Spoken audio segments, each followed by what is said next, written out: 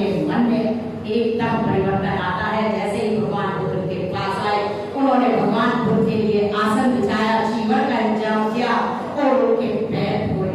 फिर उन्होंने कहा कि तथागत, हम आपसे रुष्ट हैं, हम आपसे क्षमा हैं, हम आपसे बात भी नहीं करना चाहते थे, हम आपका सम्मान भी नहीं करना चाहते थे, लेकिन आपको यहाँ आकर देखा, आके देखा तो अपने आप हमारा हृदय परिवर्तन हो गया।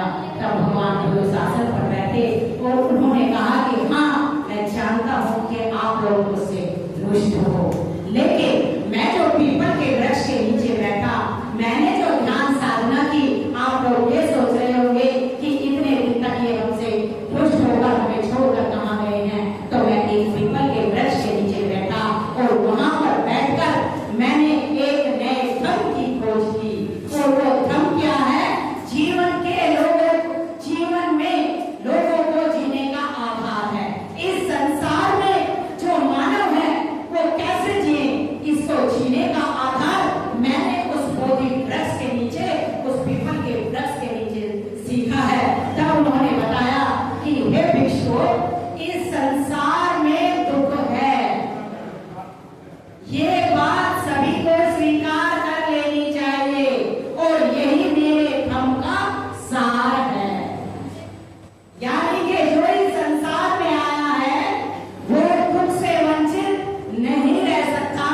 ये मैंने पीपल के वृक्ष के नीचे मेडिटेशन करके, साधना करके, ध्यान केंद्रित करके नए धर्म की खोज की है। और दूसरी बात उन्हें बताई कि हे भिक्षु, दुख तो है, दुख से वंचित कोई नहीं रह सकता, लेकिन हे भिक्षु, मैंने उसी पीपल वृक्ष के नीचे बैठकर ये दूसरी खोज की है कि इस दुख से कैसे निपटा जा सकता है। यानी कि दुख तो है, लेकिन इस दुख से निपटा जा सकता है। इस दुख से निपटने का मार्ग मैंने खोज लिया है, ये मेरे धर्म का सार है। तब भिक्षुओं को बहुत उपेक्षा हुई कि अब हम भगवान बुद्ध से जानेंगे कि आखिर ये दोनों चीजें इन्होंने क्या सीखी हैं। तब उन्होंने कहा कि हे तथागत, हमें ये बताओ कि आपने कैसे खोज किया कि संसार में दुख है। तो भगवान बुद्ध कहते हैं कि हाँ, हर मानव ये संसार में दुख है और दुख का कारण राग, द्वेष, मोह, माया, तृष्णा है। आप सब भी यहाँ किसी से बैठे होंगे तो सबके दुख का कारण वही होगा, इससे कोई भी वंचित नहीं रह सकता। और दूसरी फिर उन्होंने कहा कि हे तथागत, हमें ये बताओ कि अगर राग, द्वेष, तृष्णा, मोह, लालच ये दुख का कारण है तो फिर इस दुख को दूर करने का उपाय क्या है। तब भगवान बुद्ध ने कहा कि हे भिक्षु, मैंने जहाँ तक खोज की है, मैं जहाँ तक जान पाया हूँ, इस दुख को दूर करने के लिए मानव को शीलवान होना चाहिए। और वो केवल छोटी छोटी बातों से ही शीलवान होना पड़ता है, कोई बहुत बड़ी बातें नहीं है। और तथागत बुद्ध ने तब कहा कि किसी मानव को दुख से दूर रहना है तो उसे प्राणी हिंसा नहीं करनी चाहिए। किसी मानव को दुख से दूर रहना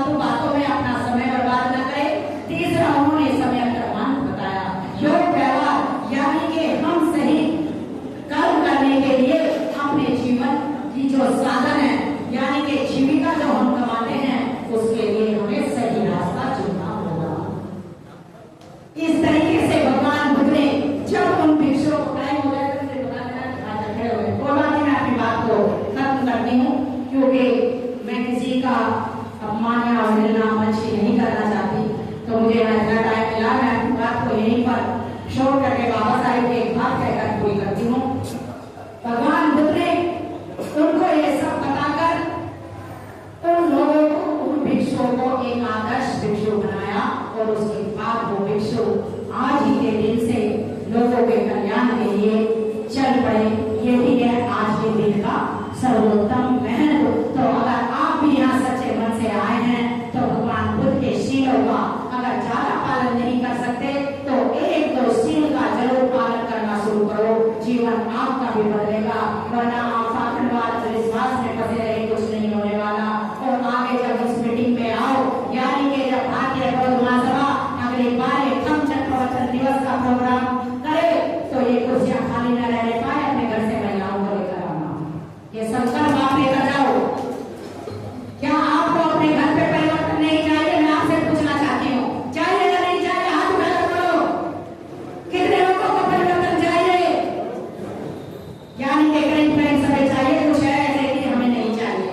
तो जिन्हें चाहिए वो अगली बार अपने घर से अपनी पत्नी, अपनी बेटी, अपनी माँ को लेकर आएंगे। बोलो आओगे? अरे खाना में जवाब दे दो, ऐसे खाना नहीं खाया कर लो। अरे जोर से बोलो, मुझे सुनता नहीं है। सारी कुर्सियां भरी होती है। अगर भगवान बुद्ध जिंदा होते तो अपना माथा पीट कर मर जाते, और बाबा साहेब होते तो हार्ट अटैक आ जाता है। अपने जीवन के फैसले साथ बाबा साहेब ने आपको दिए।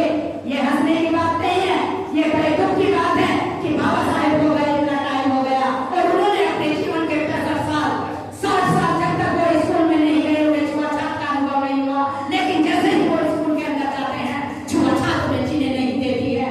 अपने जीवन के 60 साल बाबा साहेब ने हमें दिए हैं। उन 60 साल का हर एक पल बाबा साहेब खंबे की रोशनी के नीचे पढ़ते थे। आज यहाँ पंखे चल रहे हैं, बिना पंखे के बाबा साहेब पढ़ते थे। अरे खाना भी नहीं मिलता था उन्हें। कैसे भूल गए आप बाबा साहेब का त्याग बलिदान? कैसे भूल गए आप अपने उनके बच्चों का त्याग और बलिदान? अरे माता रमा भाई को कैसे भूल गए? और बाबा साहेब ने 14 अक्टूबर 1956 को, मैं अपनी बात को शोर करती हूँ क्योंकि मेरे बोलने की तो कोई सीमा नहीं है, लेकिन फिर भी मैं बाबा साहेब के बिना कहीं भी अपनी बात को पूरी नहीं करती हूँ।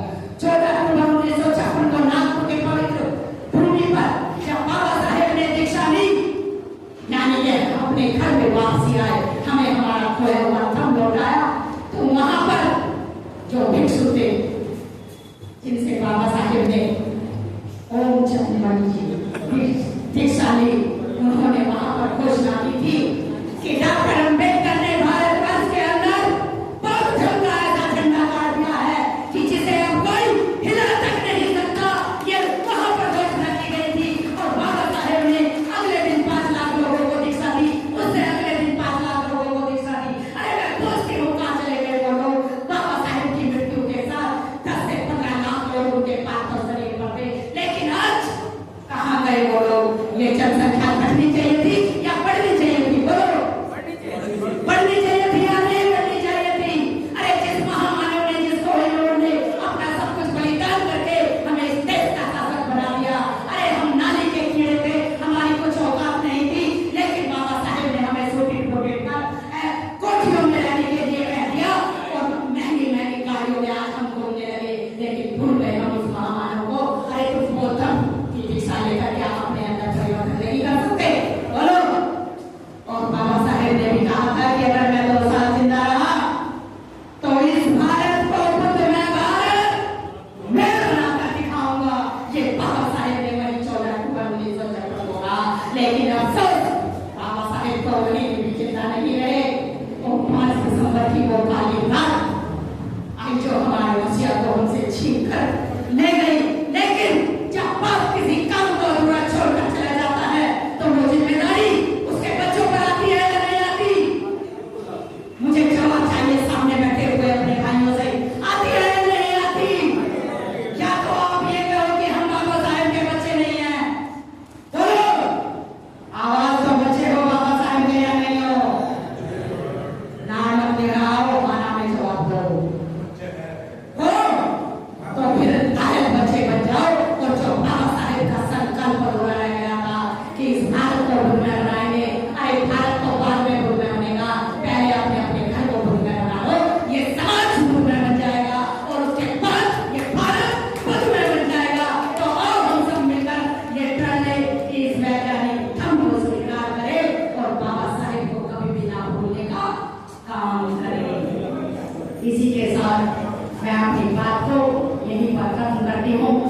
फिर अगर इन लोगों ने मुझे बुलाया तो यहाँ महिलाएं आपके साथ आनी चाहिए, वरना इनकी एंट्री बंद कर दोगी।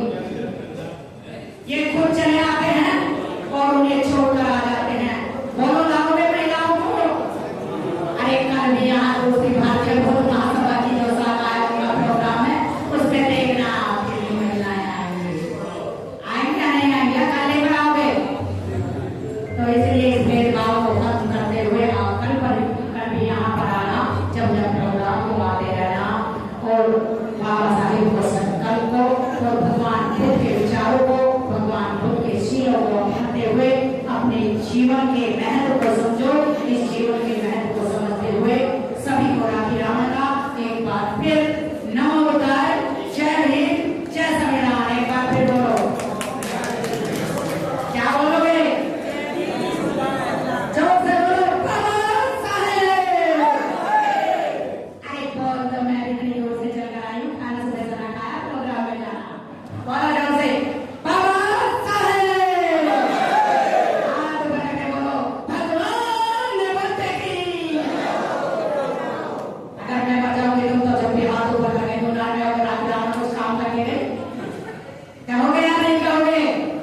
अरे मैं निस्वार्थ काम करती हूँ, ताली की होती है भाई। सब लोग जानते हैं मैं गाँव में जाकर बाबा साहेब के मिशन के लिए क्या लेती हूँ, और जब तक मेरे दम में दम है, चाहे कोई मेरे साथ जाए या ना जाए, लेकिन मैं बाबा साहेब के मिशन को आगे बढ़ाने का काम हमें। अगर आपको लगता है कि हमारा काम बहुजन समाज के लिए महत्वपूर्ण है, तो आप हमें आर्थिक सहयोग के लिए सीन दिखाए गए QR कोड स्कैन और फोन पे और गूगल पे और UPI और बैंक अकाउंट में कर सकते हैं। फोन पे, गूगल पे 9250529129, UPI 9250529129 bank account state bank of India AC 104299462008, IFSC code SBIN 00066563। आपका छोटा से छोटा सहयोग समाज और हमें और मजबूत करेगा, जिससे हमें बहुजन पत्रकारिता में और निष्पक्ष बनाने में मजबूत करेगा। जय भीम, जय भारत।